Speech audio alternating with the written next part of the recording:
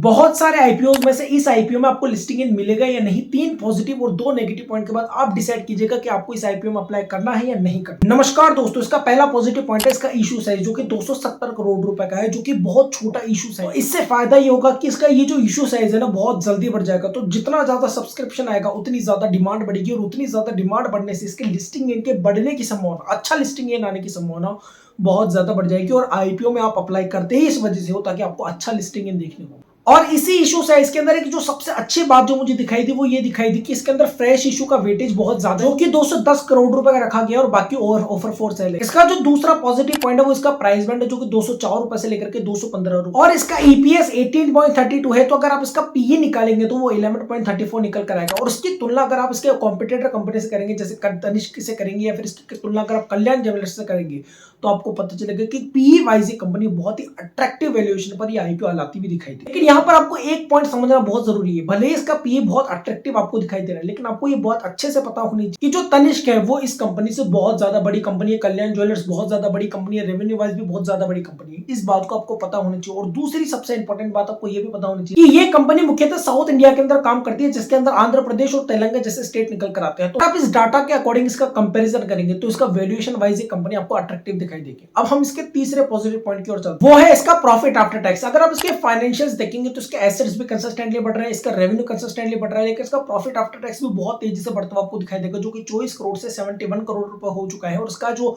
जून का quarterly result निकल कर आया था उसके अंदर भी इसका प्रॉफिट आफ्टर टैक्स 19 करोड़ रुपए है। तो अगर आप केवल फाइनेंशियल की दृष्टि से देखेंगे, प्रॉफिट आफ्टर टैक्स की दृष्टि से देखेंगे, कंपनी के मार्जिन की दृष्टि से देखेंगे, कंपनी अच्छा खासा मार्जिन जनरेट करते हुए अपने फाइनेंशियल्स को मजबूत करती हुई जा रही है। अब आपके दिमाग में एक सवाल जरूर आ रहा होगा कि आखिर ये कंपनी किस सेक्टर के अंदर काम करती है। तो ये कंपनी मुख्यतः ज्वेलरी के सेक्टर के अंदर काम करती है, जिसमें गोल्ड की ज्वेलरी बनाती है, डायमंड की बनाती है, सिल्वर की बनाती है, इस तरह के ज्वेलरी के आइटम्स बनाती है। अब यहाँ पर सबसे इंपॉर्टेंट बात यह है कि अगर आप इस सेक्टर की बात करते हैं तो ये एक सदाबहार सेक्टर है। दूसरी जो सबसे इंपॉर्टेंट बात है कि इस सेक्टर्स के अंदर मार्जिन्स भी अच्छे खासे बनाए जाते हैं। और तीसरी जो सबसे इंपॉर्टेंट बात है कि इस सेक्टर के अंदर जो काम है वो सदाबहार तो रहता है। सबसे इंपॉर्टेंट बात है कि इसके अंदर इन्वेस्टमेंट किया हुआ पैसा आपके लॉन्ग टर्म के अंदर भी ग्रो होता है। अब हम इसके ग्रे मार्केट प्रीमियम की बात कर लेते हैं। तो जिस समय मैं वीडियो शूट कर रहा हूं उस समय इसका ग्रे मार्केट प्रीमियम 20 रुपए का चल रहा है, चूंकि इसका एक लॉट 69 शेयर्स का। तो अगर आप इसको मल्टीप्लाई करेंगे तो 1380 रुपए का आपको प्रॉफिट दिखाई दे रहा है। अब इसके नेगेटिव पॉइंट्स पर आगे बढ़ने से पहले हम इसके दो रेशियोज को और समझ लेते हैं, आरओई और आरओसी। तो अगर हम इसके आरओई की बात करें तो 23 की है, और अगर हम इसके आरओसी की बात करें तो 70 पॉइंट कुछ का निकल कर आता है। और इसके रिटर्न और नेटवर्थ भी 20 के आसपास आपको दिखाई देती है, जो कि बहुत ही अट्रैक्टिव। अब हम इसके नेगेटिव पॉइंट की बात करते हैं तो इसका जो फर्स्ट नेगेटिव पॉइंट निकल कर आता है वो इसके फाइनेंशियल से आता है, जिसको बोलते हैं डेट इक्विटी रेशियो, जो कि 1.34% के आसपास है। यानी कि इस कंपनी के पास 460 करोड़ रुपए का डेट है, जो कि अच्छे खासा मात्रा के अंदर डेट पड़ा हुआ है।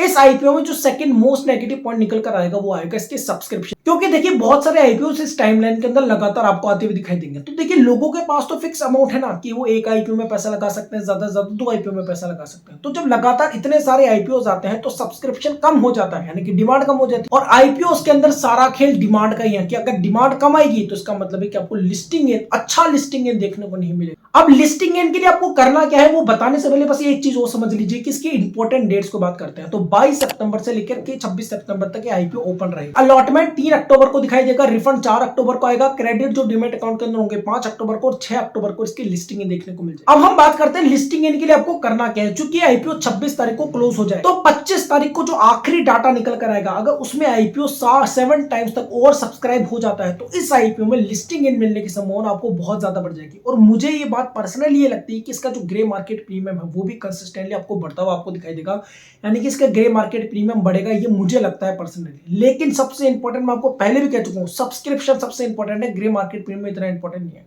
तो अगर सब्सक्रिप्शन आपको अच्छा खासा दिखाई दे, जैसे कि मैंने बताया, तो आपकी लिस्टिंग इन मिलने की संभावना बढ़ जाएगी, तब आप इसमें अप्लाई करने का सोच सकते हो। लेकिन अगर इससे कम सब्सक्रिप्शन आता है तो मैं आपको बिल्कुल भी इसमें आपको रिकमेंड, सोचने के लिए भी रिकमेंड नहीं करूंगा। इस आईपीओ में आप अप्लाई करेंगे या नहीं, कमेंट करके जरूर बताएगा। आईपीओ और स्टॉक मार्केट से जुड़ी हुई ऐसी वीडियो के लिए चैनल को सब्सक्राइब कर लीजिए। जय हिंद।